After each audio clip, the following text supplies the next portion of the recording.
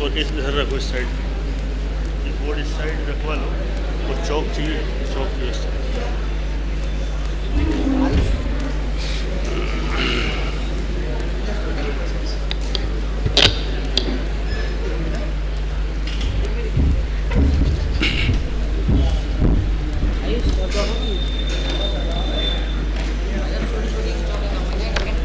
कितनी? बहुत है, पर्याप्त।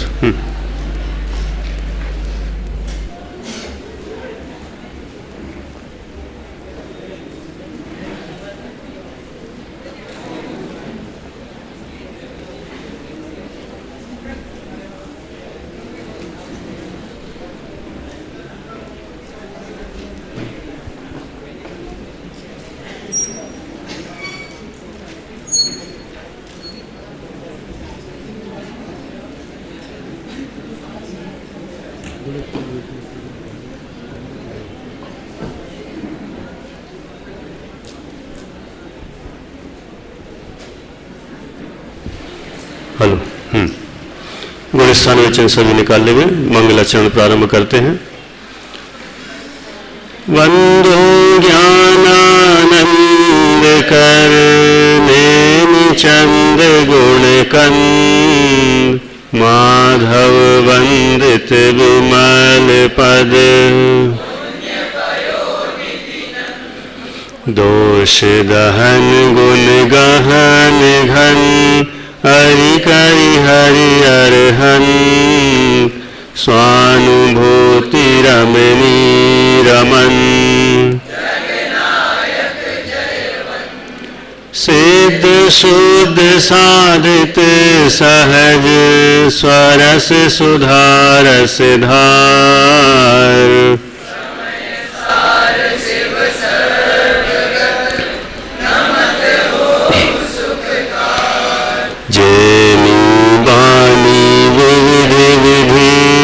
वर्णत वेश प्रमाण, स्यात्पद मुद्रित अहेत हर, मैं नमो नगन जैन जन, ज्ञान ध्यान धन लीन, मैन मान बिन दान धन, यह विधि मंगल करन ते, सब विधि मंगल होत, होत उदंगल दूरी सब, होत उदंगल दूरी सब, तम जो भानुद्योग। गुणस्थान विवेचन विषय पर अपनी चर्चा विगत 2 दिनों से चल रही है। आज तीसरा दिन। अभी 2 दिनों में हमने कितना पढ़ा, क्या समझा, उस संबंध में 5-7 मिनट में अपन रिवीजन कर लेते हैं। आप लोगों से भी पूछ लेते हैं कि आपने कितना अभ्यास किया है। ठीक है, सबकी तैयारी होगी। चलिए, पहला प्रश्न।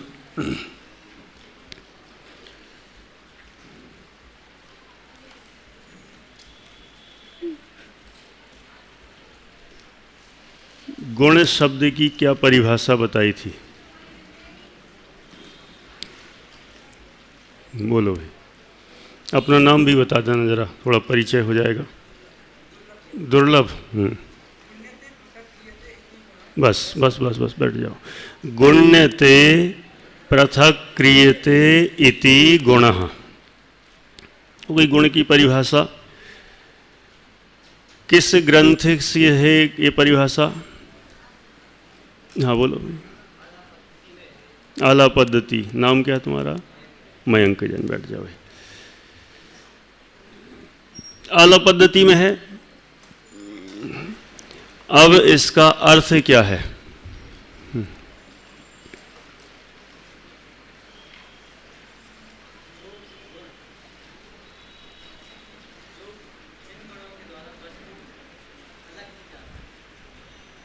वस्तु को ही अलग कर दोगे?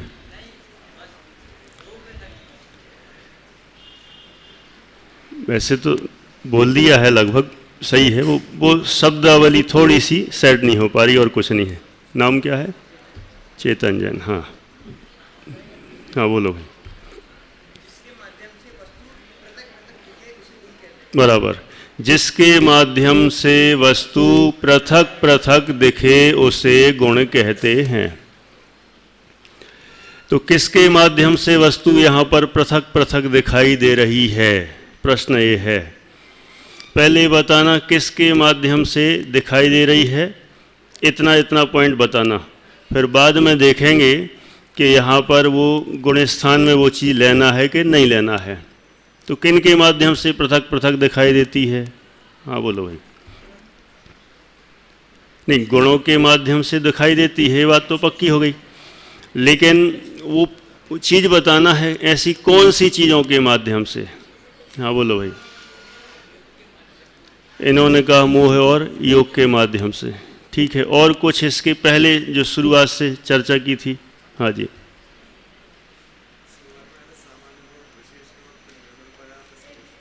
बढ़िया, चलो 4 पॉइंट हो गए।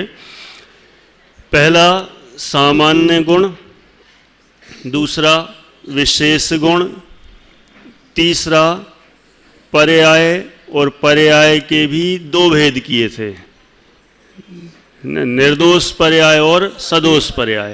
ये 4 बिंदु अपन ने यहाँ पर देखे थे। इन 4 बिंदुओं में हमने यह जाना था कि यहाँ पर किस बिंदु को मुख्य करना है। सदोष पर्याय को मुख्य करना है, क्योंकि अस्तित्वादी गुणों का यहाँ पर कोई मतलब नहीं है, क्योंकि उससे तो अनंत अनंत अनंत द्रव्यों को पृथक पृथक किया है। ज्ञानादि गुणों को, विशेष गुणों को यहाँ पर क्यों नहीं लिया?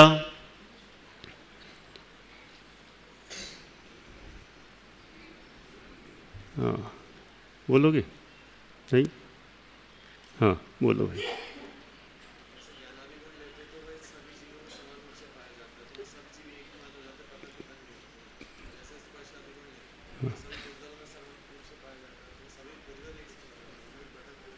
बराबर, एक तो ये बात हो गई। और वो तो विशेष गुण तो जातियों को अलग विभक्त करता है, इसलिए वो चीज़ यहाँ पर भी नहीं लेना है। अब आता है नंबर निर्दोष पर्याय। तो निर्दोष पर्यायों के माध्यम से क्या गुण स्थानों का विभाजन किया जा सकता है?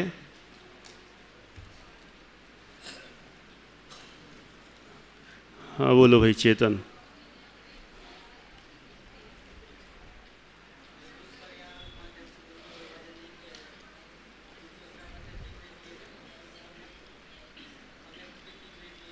हाँ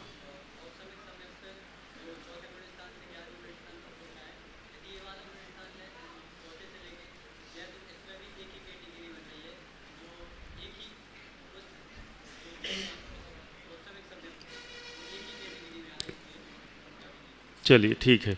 देखिए, इसमें ऐसा है कि यदि निर्मल पर्यायों के आधार से गुण स्थानों का वर्गीकरण किया जाए, गुण स्थानों की संरचना बनाई जाए, तब बनती हुई दिखाई नहीं देती है।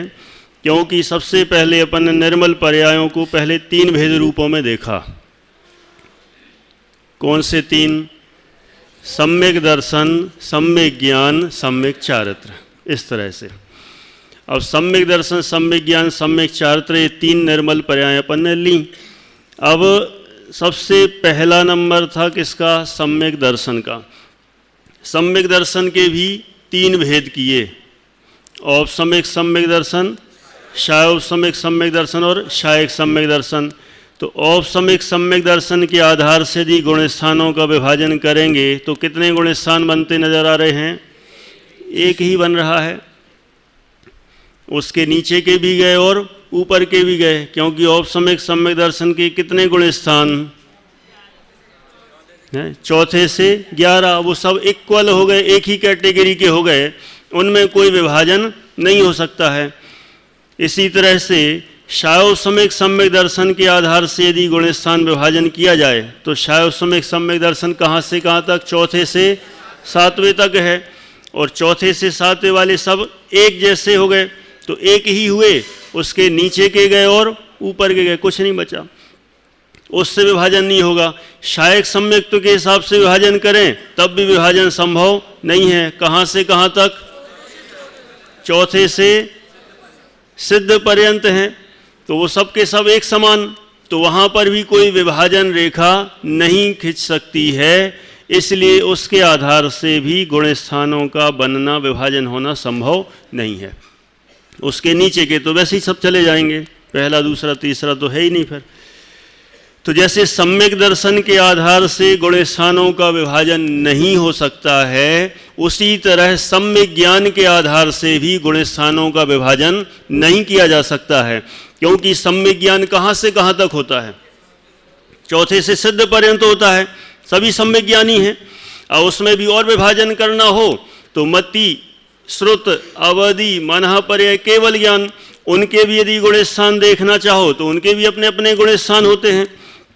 यदि उनके आधार से भी बनाओगे तो जैसी समस्या सम्यक दर्शन में आई है उसी तरह की समस्या सम्यक ज्ञान में भी आएगी, क्योंकि चौथे के नीचे तक के तो कोई गुण स्थान बचे ही नहीं, सम्यक ज्ञान चौथे से है, और भी ऊपर करेंगे मति श्रुत ज्ञान कहाँ से कहाँ तक होते हैं? मति श्रुत ज्ञान के गुण स्थान कौन से? कहाँ से? पहले से 12वें, सोच लो अच्छे से, कहाँ से कहाँ तक? पहले से 12वें, सबका मत एक, और किसी कुछ? नो डाउट, नो डाउट मतलब वही मत हो गया, और कुछ?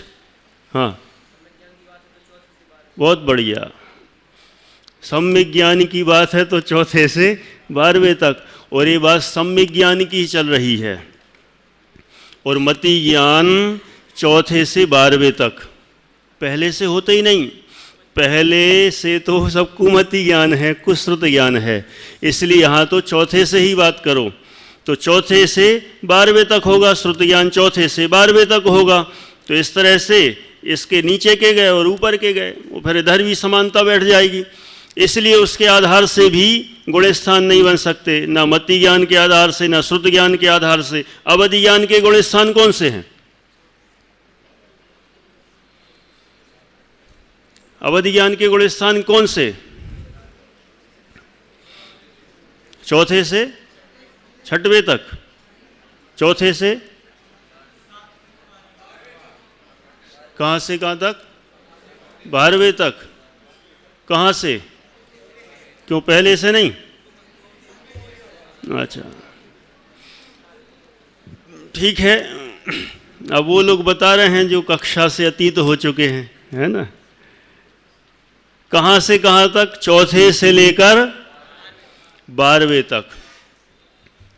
एक सामान्य अवधि ज्ञान की बात है, यदि उसमें ही भेद करेंगे देशावधि, परमावधि, सर्वावधि, तो बात कुछ और हो जाएगी, लेकिन अपन और इतना डिटेल क्यों करें, क्योंकि फिर ज़्यादा ही विस्तार हो जाएगा। तो सामान्य रूप से चौथे गुण स्थान से 12वें गुण स्थान तक अवधि ज्ञान, तो यहाँ पर ही व्यवस्था वही बिगड़ने वाली है। यदि मनः पर्याय ज्ञान के आधार से गुण स्थान विभाजन किया जाए तो मनः पर्याय ज्ञान कहाँ से कहाँ तक? 6वें से लेकर 12वें गुण स्थान तक होता है मनः पर्याय ज्ञान, तो यहाँ पर ही व्यवस्था नहीं बनेगी, भेद नहीं होंगे। केवल ज्ञान कहाँ से कहाँ तक? 13वें, 14वें और सिद्धों के होता है, तो यदि केवल ज्ञान के आधार से गुण स्थानों का विभाजन किया जाएगा तो नीचे के 12 तो गायब ही हो जाएंगे, इसलिए उसके आधार से भी गुण स्थानों का विभाजन संभव नहीं है। तो सम्यक ज्ञान की चर्चा हो गई। इस तरह से सम्यक चारित्र की भी लगाएंगे तो सम्यक चारित्र में भी उसी तरह की बातें आएंगी, क्योंकि सम्यक चारित्र कहाँ से शुरू होगा? चौथे से कहाँ तक है? अरे सिद्ध पर्यंत है भाई, चौथे से। और उसमें भी फिर 2 भेद किए थे सम्यक चारित्र के, सम्यक्त्वाचरण और संयमाचरण। संयमाचरण सम्यक्त्वाचरण चौथे, और संयमाचरण के दो भेद, देश संयमाचरण और सकल संयमाचरण। देश संयमाचरण कहाँ? पांचवें में। सकल संयमाचरण के छठवें गुण स्थान से। और यदि उसके ही भेद किए थे तो कितने? 5। सामायिक, छेदोपस्थापना, परिहार विशुद्धि, सूक्ष्म सांपराय, यथाख्यात। तो सामायिक कहाँ से कहाँ तक? छठे से नौवें तक। छेदोपस्थापना छठे से नौवें तक। परिहार विशुद्धि छठे सातवें। सूक्ष्म सांपराय 10वें। और यथाख्यात चारित्र 11वें से लेके ऊपर से। इस तरह से विभाजन है। इसलिए दोहरा दिया क्योंकि मुझे कल ऐसा महसूस हो रहा था कि बहुत ही गहरी डोज सी मिल गई है, तो बहुत कठिन कठिन सा हो गया। तो एक बार दोहरा देते हैं, थोड़ा माहौल फिर से ठीक ठाक हो जाएगा। हाँ जी, बोलिए।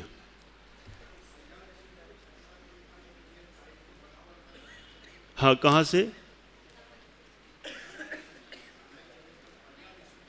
हाँ हाँ हाँ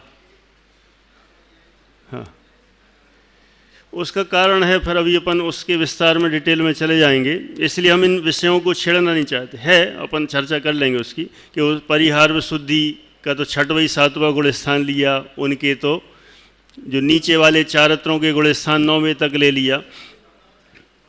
हाँ नहीं, लेकिन ऐसा है विभाजन, तो अपन उसको अलग से देखेंगे क्योंकि इसमें विस्तार होगा। अभी तो हमें मुख्य इसमें टॉपिक विषय क्या देखना था कि इनके कारण से गुण स्थानों का विभाजन संभव नहीं है। बात एकदम हो गई पक्की, कुछ कठिन तो नहीं। अब जब सम्यक दर्शन के कारण से गुणस्थान विभाजन संभव नहीं, सम्यक ज्ञान से नहीं, सम्यक चारित्र से नहीं, इसका मतलब ये हो गया निर्मल पर्यायों से गुणस्थान विभाजन संभव नहीं है। तो फिर गुणस्थान विभाजन किन के आधार से संभव है? एक ही ऑप्शन बचा चौथा, सदोष पर्यायों के आधार से, बस। और कल अपन ने जाना था कैसे समय सार आदि की गाथाओं के उद्धरण लिए, मोहन कम्मत सुदे आदि, इन गाथाओं के आधार से देखा कि मोह कर्म आदि के निमित्त से ही ये सारे गुण स्थान बनते हैं। तो मोह कर्म क्या है? निर्मल है कि समल है? समल है, सदोष है, और उसके आधार से ये गुण स्थानों का निर्माण हो रहा है। तो इसलिए सबके सब गुण स्थान सदोष हैं, मलिन हैं। तो फिर कौन से गुण स्थान की प्राप्ति करना है हमें? बताओ भाई। सबको चाहिए, कौन सा? संजय जी, भाई साहब, सेठी जी, कौन सा चाहिए बताओ? अभी यदि अपन बात करते बताने के पहले, तो जब भी पूछते हैं कौन सा गुण स्थान सबसे बढ़िया या कौन सा हो जाए, सबका हिसाब किताब सबने सेट कर रखा है। मुनि तो बनने की भावना रहती है, लेकिन जब बनेंगे तब बनेंगे। लेकिन सबसे पहले कौन सा हो जाए? चौथा तो हो ही जाए। और यहाँ क्या बता रहे हैं? चौथे को प्राप्त करके क्या कर लोगे? सबके सब कैसे हैं? मलिन हैं, सदोष हैं। उनको प्राप्त करके क्या मिलेगा? कुछ नहीं मिलने वाला। कोई कहे क्यों? सम्यक दर्शन तो होता है तो चौथा होता है। सम्यक दर्शन से चौथा गुण स्थान नहीं होता है, ये भ्रम भी हमें निकालना है। भाई साहब क्या बोल रहे हैं? सम्यक दर्शन प्राप्त करने से चौथा गुण स्थान नहीं होता है। क्यों? किसी को सम्यक दर्शन प्राप्त होगा तो कौन सा गुण स्थान हो गया अशोक जी? चौथा। क्यों? किसी को पांचवा नहीं होता सम्यक दर्शन सहित? सम्यक दर्शन सहित सातवां नहीं होता, तो फिर चौथा क्यों होता है?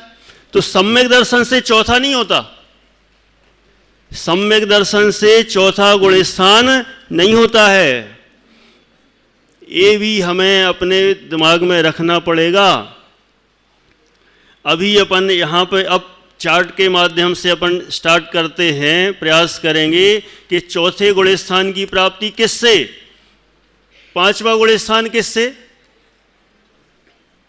चौथा गुण स्थान मान लो आपने कहा सम्यक दर्शन से होता है, सम्यक दर्शन से हुआ ना, तो पांचवा किससे? सम्यक ज्ञान से कि सम्यक चारित्र से है? क्यों? अब फिर कसायों को क्यों घटाने लगे? पांचवें में कसायों को घटाने लगे और चौथे में सम्यक दर्शन से लाने लगे, और छठवा सातवा किससे? कर ही नहीं पाओगे हिसाब किताब, सब बिगड़ जाएगा। इसलिए ये वाला हिसाब किताब छोड़ के अब जो नया हिसाब किताब बताने लगे वाले हैं उस पर ध्यान देना, तो बिल्कुल एक के बाद एक पॉइंट पूरा अपने आप ही सिद्ध होता चला जाएगा कि सारे के सारे गुणस्थान अपन ने जाना है किससे होते हैं? सदोष, माने दोषों से ही बने हुए हैं सारे। तो अब देखते हैं कैसे बने हुए हैं। ठीक है, देखो अपन ने किससे परिभाषा पढ़ी थी गुणस्थान की? किससे कहा था गुणस्थान? मोह और योग के निमित्त से। 2 पॉइंट, बस 2 बातें देखना है, मोह और योग, ये 2 हैं निमित्त। और जीव के कौन से गुण? श्रद्धा और चारित्र गुण। 2 निमित्त हैं और 2 में काम होता है, परिवर्तन होता है। इनकी ही तारतम्य अवस्था होती है, हीनाधिक अवस्था होती है। इनकी तो होती है, लेकिन किन से होती चंदू भाई? मोह से और योग से। 2 ही है ना, इसलिए 2 ने ही सारा गुणस्थान निर्माण किया है, मोह ने और योग ने। तो मोह और योग से कैसे? नीतेश जी भाई साहब, अब देखते हैं मोह के कितने भेद? कितने भेद? 2 है ना, दर्शन मोहिनी और चारित्र मोहिनी। ये बात तो सबको पता है, इसमें किसी कोई शंका नहीं है। मुझे तो लगता है कि चार्ट बनाए बिना भी आपको ख्याल में आ जाएगा, क्योंकि ये सबको याद है, सब मोहिनी के भेद प्रभेद है ना। जो गुणस्थान की कक्षा में बैठा हो और मोहिनी के भेद प्रभेद याद ना हो तो वो थोड़ा सा संभव दिखाई नहीं देता है, क्योंकि तभी कोई हिम्मत बांध पाता है कि गुणस्थान की क्लास में बैठें। ये तो वैसे ही दूर दूर से देख के क्या चल रहा है गुणस्थान, चलो भाई अपना काम नहीं है, आता ही नहीं। लेकिन जिसको थोड़ा सा बेसिक नॉलेज होता है, पता चलता है कि क्या होता है, कर्मों के थोड़े से नाम पता होते हैं, सामान्य जानकारी होती है, फिर वो सोचता है कि यहाँ पर अपनी एंट्री संभव है। इसलिए छठे छठाए लोग ही यहाँ पर आते हैं। तो मोहिनी के कितने भेद बताए? 2 भेद बताए। 2 हो गए, दर्शन मोहिनी और चारित्र मोहिनी। 2। अब दर्शन मोहिनी के भी 3 भेद किए। कौन कौन से 3? मिथ्यात्व, सम्यक मिथ्यात्व और सम्यक प्रकृति।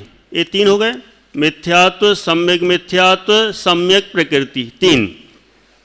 चारित्र मोहिनी के कितने भेद? 25 भेद हैं। कौन कौन से? 16 कसाय और 9 कसाय। तो 16 कसाय कौन सी? अनंतानुबंधी, क्रोध, मान, माया, लोभ। अप्रत्यक्षानावरण, क्रोध, मान, माया, लोभ। प्रत्यक्षानावरण, क्रोध, मान, माया, लोभ। संज्वलन, क्रोध, मान, माया, लोभ। ये कितनी हो गई? 16। ये तो सबको पता है ना, लिखने की जरूरत तो नहीं। बहुत सारे नहीं बोल देते हैं तो कोई सोचता भी होगा कि हाँ तो अब कैसे कहे हैं कि इतने सारे नहीं बोल रहे, लिखने की जरूरत है? फिर नहीं, एक आध तो बोले हाँ, लिखे।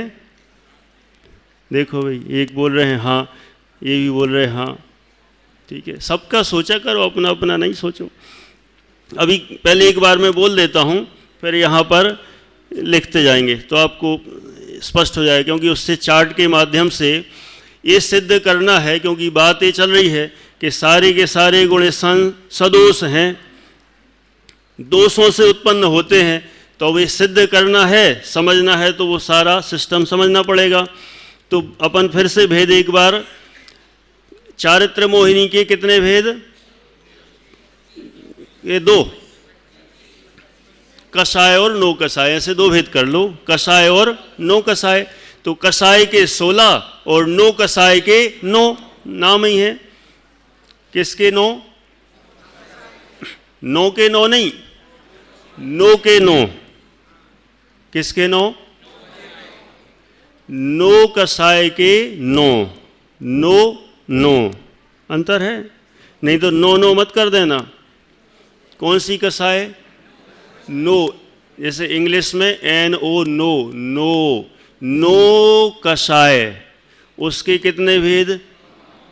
9। थोड़ी ओ की आवाज आएगी इसमें। किसकी? ओ।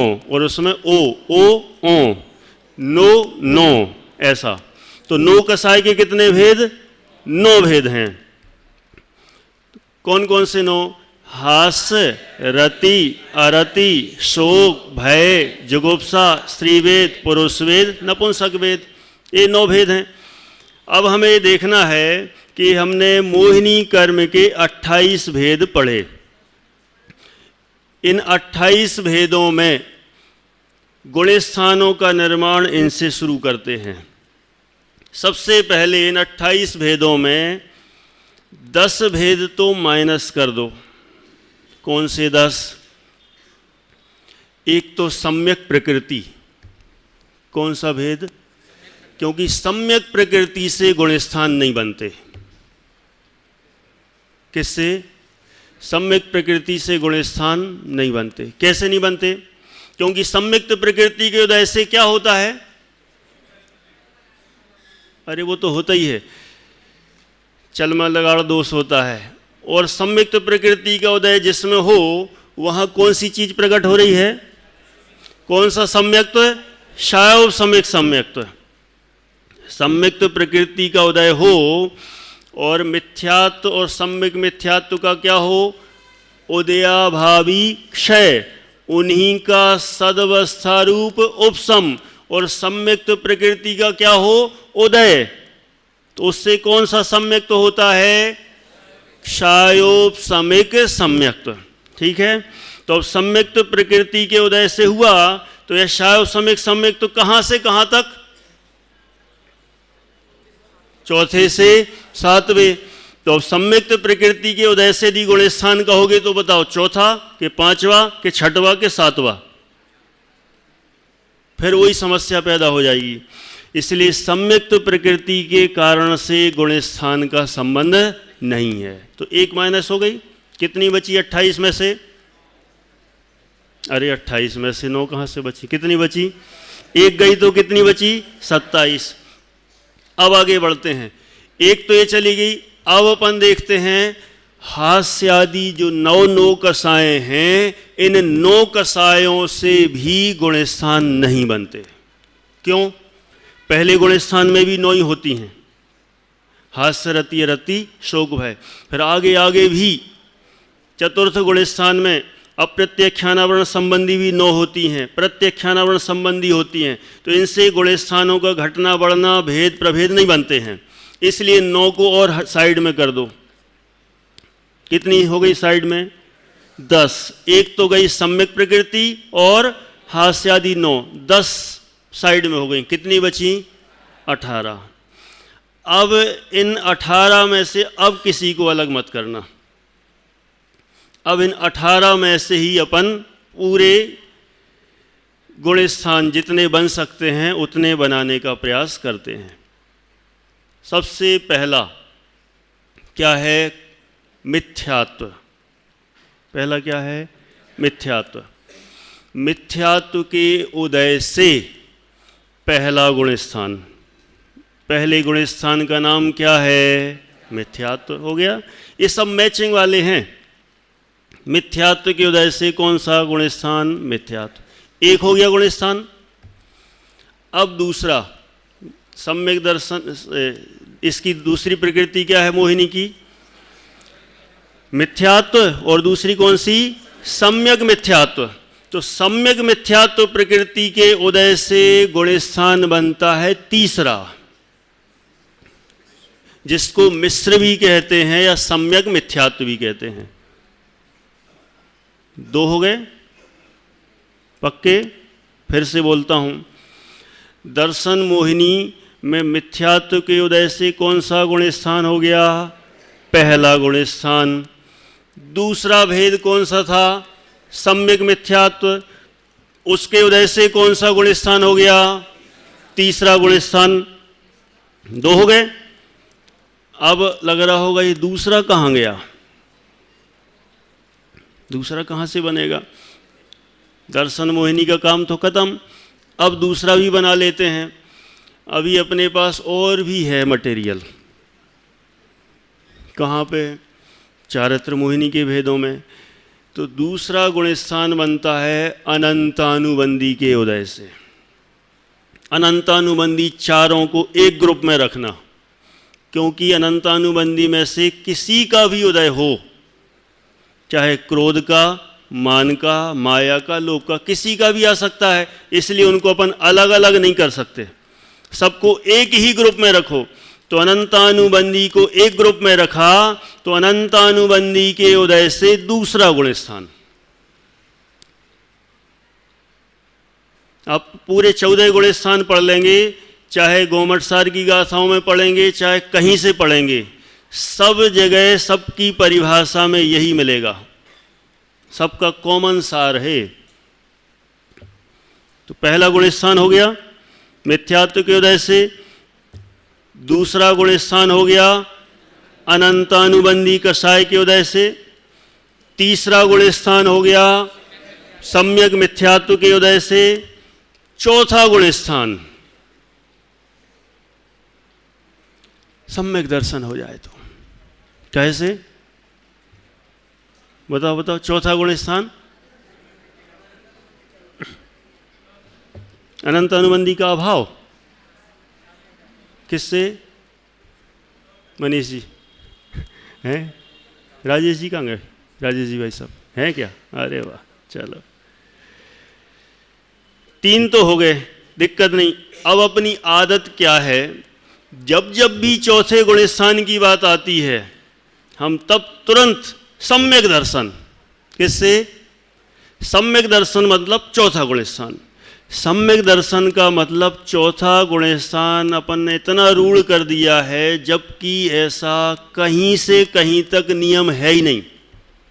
सम्यक दर्शन माने चौथा है ही नहीं, क्योंकि पहले ही बता दिया सम्यक दर्शन चौथे में भी हो सकता है, 5वें में भी हो सकता है, 7वें में भी हो सकता है। तो उसको रूढ़ क्यों करते हैं? एकदम चौथे के लिए एकदम बुक करा दिया हो, ऐसा थोड़ी है। इसलिए सम्यक दर्शन चौथे में ही होता हो ऐसा नहीं। तो फिर चौथा गुण स्थान किससे होता है बता दो। तो ये बात तो पक्की हो गई, सम्यक दर्शन से नहीं होता। यदि होता तो सम्यक दर्शन मात्र चौथे ही में होता, फिर वो अलग अलग नहीं होता। और जब चौथे में, 5वें, 7वें में कॉमन है, तो चौथे को बनने के लिए सम्यक दर्शन की जरूरत नहीं है। तो फिर किसकी जरूरत है? अब आगे की कसाएं गिन लो। कौन सी बची? अप्रत्यख्यानावरण। अप्रत्यख्यानावरण कषाय के उदय से चौथा गुण स्थान बनता है। अटपटा लगेगा, भरोसा सा कम होगा, क्योंकि पहली बार जब सुनते हैं तो हमें लगता है कि ये तो समझ में नहीं आई बात। बहुत सारी बातें ऐसी आगम की, शास्त्रों की, जब हम पहली बार कोई भी चीज़ पढ़ते हैं, सुनते हैं, तो हमें भरोसा ही नहीं होता। किसी वक्ता से सुना भरोसा नहीं होता, यहाँ तक कि कहीं किताब में भी दिख जाए ना, अरे ऐसा लिखा, हमने तो ऐसा आज तक जीवन भर सुना है, तो इस पे डाउट हो जाता है। लिखे हुए पे ऐसा लगता है ये गलत छप गया होगा। क्यों पंडित जी गलत छप गया होगा? चंदू भाई, कि हमने तो आज तक 20 साल से 30 साल से यही सुनते आ रहे, और यहाँ तो कुछ गड़बड़ लिखा है, कुछ गलत छप गया होगा। हमें उस पे भरोसा नहीं होता। पहले के जो संस्कार एक बार बैठ गए हैं, हमें लगता है वही सही है, लेकिन ऐसा नहीं है। हम आगम को देखकर, आज वो कोई प्रवचन कर रहा था ना, आगम चक्षु साहू कोई बोल रहा था, छात्र प्रवचन था शायद, और आगम तीजा नैन बताया। तो वास्तव में जिनवाणी है ही अद्भुत। जिनवाणी का आश्रय लेने में बहुत फायदा है। व्यक्ति को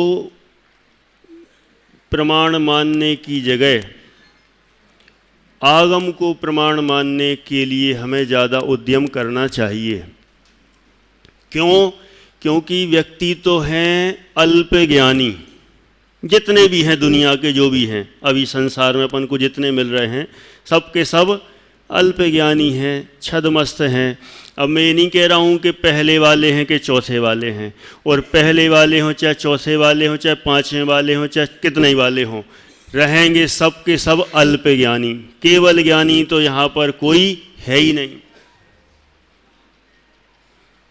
इसलिए हमें आगम ही आधार है, सच्चे देव तो हमारे सामने है नहीं, गुरुओं का मिलना भी बहुत दुर्लभ है। इसलिए हमारे पास आगम ही एक ऐसा आधार है जिसको पढ़ पढ़ के हम सही वस्तु स्वरूप समझ सकते हैं, है ना।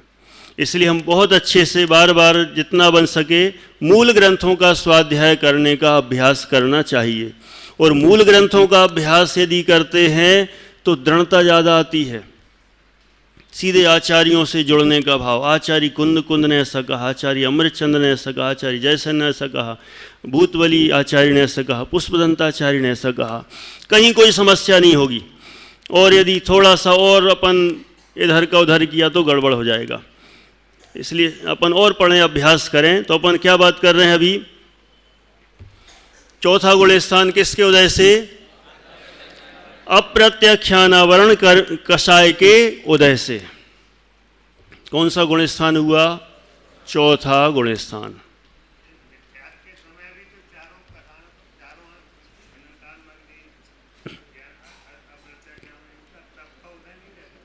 हाँ, आपका कहना ये है कि पहले गुण स्थान में भी तो इन सब का उदय रहता है। तो जब पहले गुण स्थान में इनका उदय रहता है तो फिर इनके उदय से अपन कहें तो फिर वहाँ उनके उदय से अपन कौन सा गुण स्थान बनाएंगे?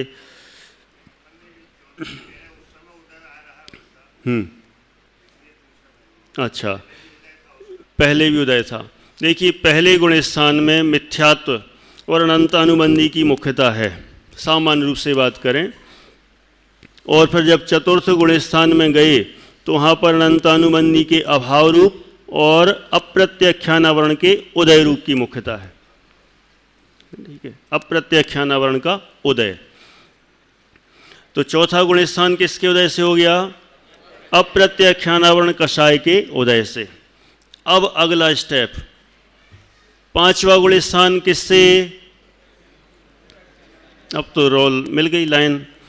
पांचवा गुण स्थान पच्चक्षाणोदयादो। गाथाएं, मूल में गाथाएं, अलग से कहीं जाने की जरूरत नहीं है। एक गुण स्थान में ही सारी गौमठ सार जीवकांड की गाथाएं उद्धृत की हैं कि पांचवा गुण स्थान किससे? यदि है पच्चक्षाणोदयादो। पढ़ी नहीं अपन ने तो क्या पढ़ी? दो कषाय चौकड़ी का अभाव। क्या पढ़ा हमने? पांचवें गुण स्थान में क्या पढ़ा हमने? क्या पढ़ा? पांचवा गुण स्थान किससे पढ़ा हमने? क्या कहा? क्या जानते हम? दो कषाय चौकड़ी का अभाव। हमें बताओ भैया, इधर तो देख लो, गौमरसार जीवकांड गाथा नंबर 30 क्या लिखा? पच्चक्षाणोदयादो। जब पेज नंबर देखना वो देख लो, 128 नंबर पेज पर। पच्चक्षाणोदयादो संयम भावो न हो दिणव रिमतु थोव वदो होदि तदो देश वदो होदि पंचमो। अब देख लो इसका अर्थ क्या लिखा हिंदी में। किसका उदय लिखा? किसका उदय लिखा? और सबको देख लें दो, नहीं तो फिर कहें कि है इनने मन से बता दिया। मिल गया सबको? किसके उदय से पांचवा गुण स्थान? तो अभी आप लोग क्या कहते थे? पांचवा गुण स्थान किसके कारण से? दो कषाय चौकड़ी के अभाव वाली तो बात ही मत करो, क्योंकि ये गुण स्थान सब दोष वाले हैं, तो उदय से होंगे। किससे होंगे? तो बहुत बार अपनी नज़रों से, आँखों से गाथाएं निकल गईं, कई सालों से यही गाथाएं पढ़ी, लेकिन अभी भी किसी से पूछते तो हर एक व्यक्ति यही कहता कि पांचवा गुण स्थान किससे? दो कसाय चौकड़ी के अभाव से। बताओ भाई, इधर बता दो कहाँ लिखा, कितना क्लियर है। पच्चक्षाणोदयादो प्रत्यक्षानावरण कसाय कर्म के उदय से। कौन सा गुण स्थान हो गया? पांचवा गुण स्थान हो गया। अब आगे बढ़े, कौन सा गुण स्थान है? छठवें आदि गुण स्थान किसके उदय से? अब तो संजुलन कहोगे, तीन कसाय चौकड़ी का अभाव कहो ना। किसका अभाव? छठवा सातवा गुण स्थान तीन कसाय चौकड़ी के अभाव पूर्वक। अब दिखा दो जरा भैया, यहाँ क्या लिखा, पेज नंबर बताओ भाई। 143। अरे हाँ, 142 पे सबसे नीचे।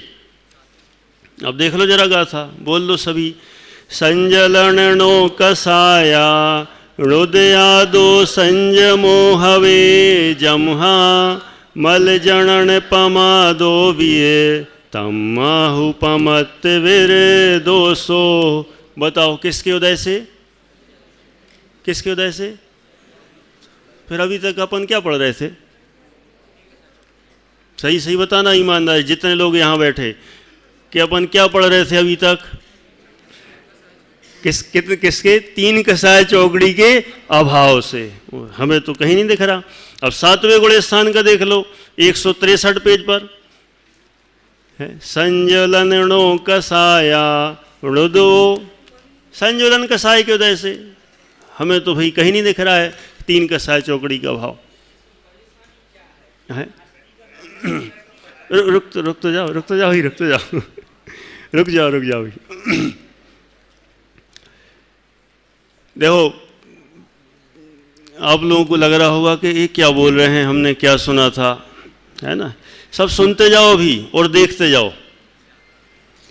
मन की बात कह रहे हो तो बताना, मन की बात तो नहीं कह रहे मोदी जैसी,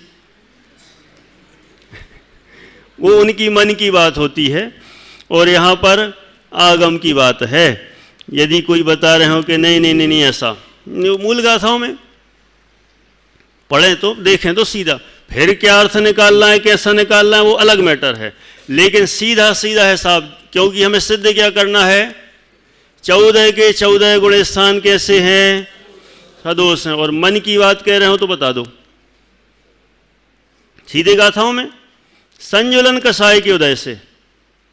आगे भी बढ़ते चले जाएंगे तो ऐसा ही नतीजा निकलेगा। अब अपन देख लेते हैं जरा, कहाँ तक पहुँच गए थे अपन? पांचवा गुण स्थान, और छठवें से चल रहे थे आगे। अब यहाँ से लेके थोड़ा सा एक विधि चेंज होगी। क्या चेंज होगी? पांचवें तक हो गए थे, पांचवें तक बराबर है। पहला गुण स्थान किससे? मिथ्यात्व के उदय से। दूसरा सम्यक मिथ्यात्व कहाँ से आ गया? दूसरा अनंत अनुबंधी के उदय से। तीसरा सम्यक मिथ्यात्व के उदय से। चौथा अप्रत्यक्षानावरण के उदय से। पांचवा प्रत्यक्षानावरण के उदय से। 5 हो गए। अब छठवें गुण स्थान से अपन ऊपर चलना है। कितने चाहिए अपन को? छठवा, सातवा, आठवा, नौवा, 10वां, ये 5। यहाँ तक बात करते अपन। ये 5 गुण स्थानों के लिए आवश्यकता है संजुलन कसाय की, और संजुलन कसाय के अपन 5 भेद करेंगे। कितने भेद? 4 तो होते हैं, 5 कैसे करोगे? कितने भेद होते हैं संजुलन के? 4 होते हैं। क्रोध, मान, माया, लोभ, ये 5 कैसे हो जाएंगे? एक और बढ़ा दो। कौन सी? कौन सी बढ़ेगी? ऐसे मन से मत बढ़ाओ, है ना। और ऐसे भी 5 भेद नहीं बनेंगे इसके। संजुलन कसाय 5 रूपों में काम करती है। कितने? 5 रूपों में। संजुलन कसाय का तीव्र उदय, 5 पॉइंट लिख लेना। संजुलन कसाय का तीव्र उदय 1, संजुलन कसाय का मंद उदय 2, संजुलन कसाय का मंदतर उदय 3 संजुलन कषाय का मंदतम उदय, 4 और 5वां सूक्ष्म लोभ का उदय, सूक्ष्म लोभ का उदय। हो गए 5। आप गाथाओं से मिला लेना, 6वें गुणस्थान की गाथा में, 7वें गुणस्थान की गाथा में क्या बोले, फिर से बोलता हूं। संजुलन कषाय 5 रूपों में कार्य करती है। संजुलन कषाय का तीव्र उदय, संजुलन कषाय का मंद उदय, संजुलन कषाय का मंदतर उदय, संजुलन कषाय का मंदतम उदय, और 5वां है सूक्ष्म लोभ। सबका क्या है? सबका उदय उदय। अभाव किसी का है, किसी का नहीं, गड़बड़ हो जाएगा फिर हमारा सिस्टम। हमें तो क्या करना है? सबका उदय। अब लगा लो, संजुलन कषाय के तीव्र उदय से कौन सा गुणस्थान? 6वां गुणस्थान। संजुलन कषाय के मंद उदय से कौन सा गुणस्थान? 7वां गुणस्थान। संजुलन कषाय के मंदतर उदय से कौन सा गुणस्थान? 8वां गुणस्थान। संजुलन कषाय के मंदतम उदय से कौन सा गुणस्थान? 9वां गुणस्थान। और सूक्ष्म लोभ के उदय से 10वां गुणस्थान। हो गया ना काम? अब कुछ बचा? क्लियर है? अब मुझे बताओ, मोहिनी कर्म के कितने भेद थे? अरे मोहिनी कर्म के टोटल कितने भेद थे? 28। 28 में से कितने अपन ने माइनस कर दिए थे? 10 कर दिए थे। अब कितने बचे थे? 18। इन 10 गुणस्थानों में 18 हो गए कि नहीं? गिन लो। पहले में 1, दूसरे में 4, 4 और 1 5, तीसरे में 1, 5 और 1 6, चौथे में 4, 6 और 4 10, फिर 4, तो कितने? 10 और 4 14। और अब कितने चाहिए? 4। 4 को अपन ने कितने भागों में बांटा? 5। तो कितने? 14 और 4 18 हैं, तो वो 4, अपन ने उनके बनाए हैं 5। तो इस तरह से वो 18 भेद जो हैं किसके? मोहिनी कर्म के। इन मोहिनी कर्म के इन 18 भेदों से ये 10 गुणस्थान हो जाते हैं। ठीक है, सबको ख्याल में आ गया? लिख लिया? नहीं लिखा? 2-3 मिनट में बोर्ड पे देता हूँ और पक्का हो जाए, नहीं तो अगले साल फिर से चलाना पड़ेगा ये, है ना? बहुत सरल है, कोई दिक्कत नहीं है। कोडलेस है? कहाँ है? चालू नहीं है तो फिर काहे का कोडलेस? चलो कोई बात नहीं, मैं इधर वैसे जो बता दिया है बस वहाँ लिख के बोलता जाता हूँ। ठीक है, आपको पूरा पक्का हो जाएगा।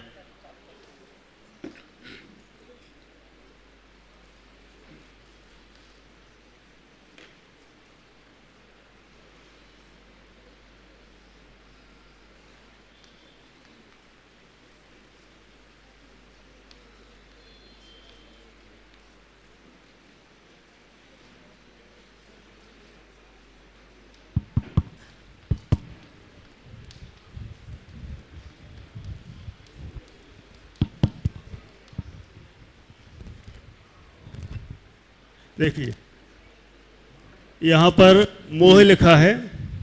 मोह के 2 भेद किए, दर्शन मोह और चारित्र मोह। दर्शन मोह के 3 भेद, मिथ्यात्व, सम्यक मिथ्यात्व, सम्यक प्रकृति। अब चारित्र मोह के कितने? पहले 2 भेद, कौन कौन से? कषाय और नो कषाय, 2 हो गए। अब यहाँ पर कषाय के कितने?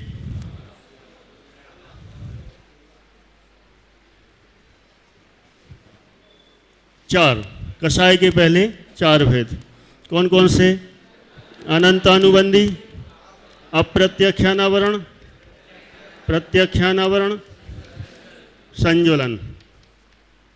ठीक है, 9 कषाय के कितने? 9, यहाँ लिख दी हास्य आदि 9, और संजुलन के 5। संजुलन के कितने? 5। तीव्र, मंद, मंदतर, मंदतम और सूक्ष्म लोभ। ये हो गए पूरे टोटल।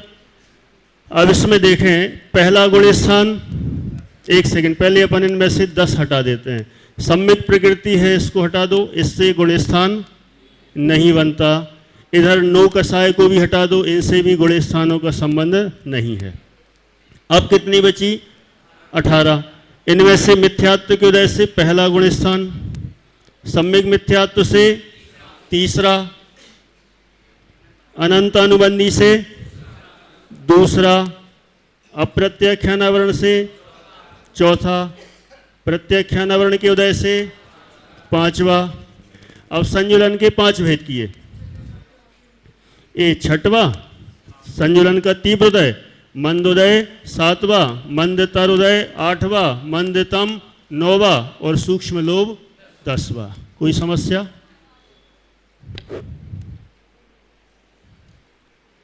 स्पष्ट? आपका प्रश्न है लोभ ही सूक्ष्म होता है या क्रोधमान माया भी?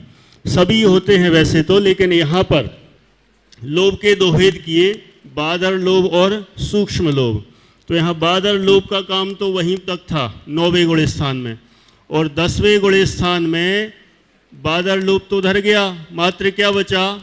सूक्ष्म लोभ। और सूक्ष्म लोभ बचा वो 10वें गुण स्थान में है। ठीक है, तो इस तरह से इन सभी कषायों के अभाव से, किससे? उदय से। जब सभी कषायों के उदय से ही एक गुण स्थान बन रहे हैं, तो अब बताइए ये निर्मल हैं कि सदोष हैं? सदोष हैं। इसलिए जो समय सार की गाथा में भी कहा था, मोहन कम सुदया दुबण्या जे में गुण ठाना है, ते कह हवंती जीवा जे अणिच्चम चेदना उत्ता। क्लियर है कि मोहन कर्म के उदय से गुण थान जो जिनवर कहे, वे जीव कैसे हो सके जो नित्य अचेतन ही कहे। बिल्कुल स्पष्ट है कि मोहिनी आदि कर्मों के उदय से ये सब गुण स्थान कहे गए हैं। तो समय सार में भी वही बात कह रहे। कौन से अनुयोग का है? अब गड़बड़ मत करना। देखो ये तो कहने लगे कि चारों अनुयोग का है समय सार है। वो कह नहीं द्रव्यानुयोग का है। हाँ, मुख्यता से कहा जाता है द्रव्यानुयोग का। अरे प्रथमानुयोग में चारों अनुयोग निकल जाएंगे। हरिवंश पुराण कौन से अनुयोग का है? अब क्यों बदल गए? हाँ, मुख्यता। बहुलता की अपेक्षा जहाँ बहुलता का कथन हो, उस बहुलता के कारण से उस अनुयोग का ग्रंथ कहा जाता है।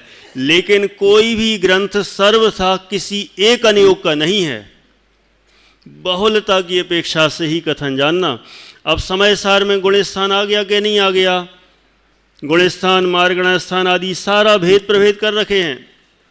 इसलिए गुण स्थान आदि के पढ़ने से ये लाभ भी है कि समय सार आदि के स्वाध्याय में भी बहुत अनुकूलता मिलती है, दृढ़ता आती है, गहराई आती है, वजन आता है। नहीं तो यदि ये गुण स्थान का ज्ञान ना हो तो समय सार पढ़ना भी कठिन हो जाए, है ना। ऐसा हमने यहाँ पर आदरणीय शांति भाई साहब का एक सेंटेंस सुना था, कभी कहा होगा उन्होंने कि अन्ना जी गुण स्थान पढ़ा देते हैं बच्चों को तो हमें समय सार पढ़ाने में बहुत सुविधा हो जाती है।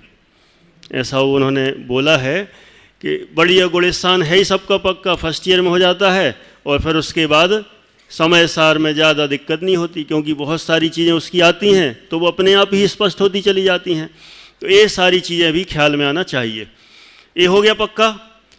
अभी तो कितने और गुण स्थान बचे? 4। अब मिनट हैं अपने पास 5, और 4 मिनट में कोशिश करेंगे, क्योंकि फिर आदरणीय अन्ना जी भी आए हैं, कुछ वो भी आपके सामने कहने वाले हैं, मुझे ऐसा लगता है। हाँ कुछ कहेंगे।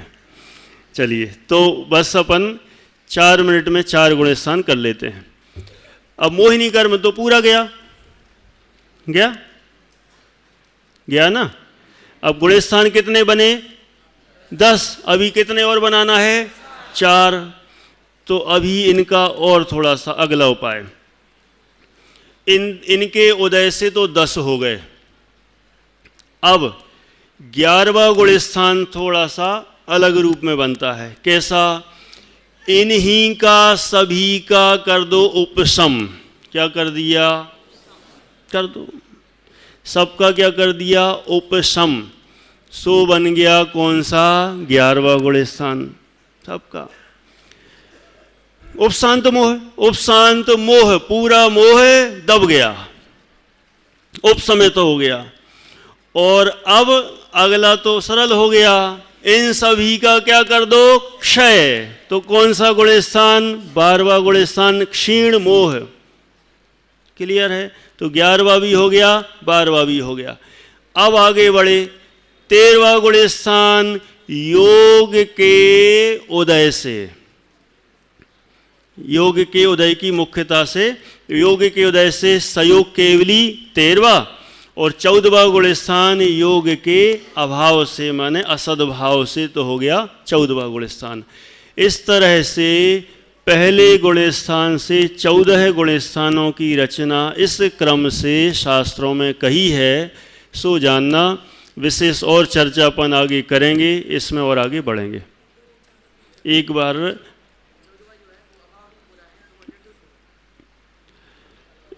कल बता दिया था, फिर से चारों का फिर से बोलता हूं। इन सभी के उपशम से क्या हो गया? 11वां गुण स्थान। इन सभी के क्षय से हो गया 12वां गुण स्थान, क्षीण मोह। और योग के उदय से 13वां गुण स्थान, योग के अभाव से 14वां गुण स्थान। इसमें भी एक ख्याल में रखना, ये जो कथन किया जा रहा है इसको मुख्यता से समझना। कैसे समझना? मुख्यता। अभी हमने इस विषय की मुख्यता से वर्णन किया है। सर्वथा यदि कहीं इधर उधर हो रहा हो तो अभी उसको भी रखना ख्याल में, क्योंकि आगे और भी विषय आएगा तो उससे और स्पष्ट हो जाएगा। क्या? हाँ, बहुत बढ़िया। यहाँ पता था कि आपने कहा कि जब 11 में उपशम हो गया और 12 में क्षय हो गया तो सदोष कैसे कहा जाए। बात तो सही है, क्योंकि अभी तो बात ये चल रही थी कि सदोष है, तो वहाँ पर योग का भी अभी वहाँ पर उदय है। कहाँ? 11वें में, 12वें में। तो योग तो पहले से लेकर पूरे में है। कहाँ तक? ऊपर 13वें तक। लेकिन वो हमने इसलिए कहा था मुख्यता से, जो जो अभी बिंदु बताए जा रहे हैं इनकी मुख्यता से समझना। और अभी सूक्ष्मता तो और है, जितना अपन चर्चा करेंगे और निकलता चला जाएगा। लेकिन इस सिस्टम से भी हम जानें गुण स्थान को, तो किस किस के उदय से कौन से गुण स्थान, ये पूरे गुण स्थान इस तरह से बन जाते हैं। अब कोई समस्या नहीं है, मेरे ख्याल से फर्स्ट ईयर वालों का बेस क्लियर हो गया होगा। किसी ने बोला था कि आप 6वां 7वां लोगे तो बेस तो होना चाहिए थोड़ा सा, तो 14 का बेस हो गया। फिर भी थोड़ा सा और कहीं ज़रूरत होगी, थोड़ा सा लेके फिर अपन 6वें 7वें गुण स्थान की चर्चा करेंगे आगे चल के। अभी अपना समय विराम ले रहे हैं। आदरणीय अन्ना जी कुछ यहाँ से कहेंगे बाद में, है ना।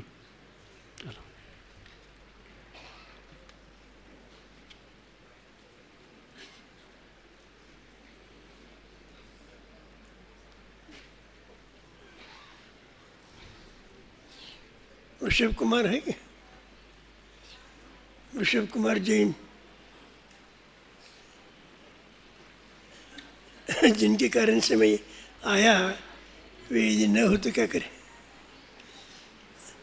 ठीक है, उन्होंने मुझे कहा था, ये एलोरा गुरुकुल के विद्यार्थी हैं, और उन्होंने कहा था आप हमें मत पढ़ाओ, एक बार कक्षा में आकर के मैंने गुणस्थान पढ़ाया है, इतना ही बोलो। मैंने कहा बोलूँगा इतना, इसलिए मैं आया था।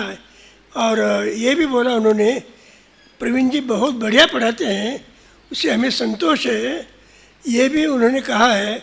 और मुझे भी स्पष्ट लगता है, आपको भी ख्याल में आता होगा, वास्तविक ही मुझसे भी प्रवीण जी A1 पढ़ाते हैं।